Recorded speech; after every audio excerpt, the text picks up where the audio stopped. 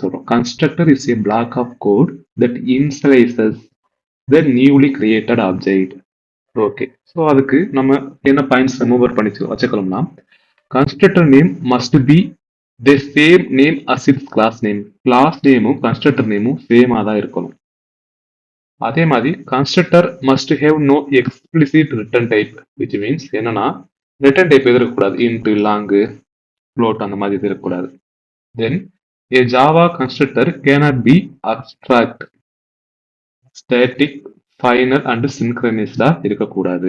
இதெல்லாம் ரிமம்பர்ல வச்சுக்கோங்க. அது போக நம்ம கன்ஸ்ட்ரக்டருக்கு ஆக்சஸ் மாடிஃபையர் யூஸ் பண்ணலாம். ஆக்சஸ் மாடிஃபையர் மீன்ஸ் பப்ளிக், வேற என்ன இருக்கு, பிரைவேட், வேற ப்ரொடெக்டட், இதெல்லாம் யூஸ் பண்ணலாம். எதுவுமே கொடுக்கலாம் டிஃபால்ட். பிரைவேட் கன்ஸ்ட்ரக்டர் இதெல்லாம் இது கொடுக்கலாம். ஸோ அதெல்லாம் இப்போ நோட்ல வச்சிருக்கோம். We can use access modifiers will declare a constructor.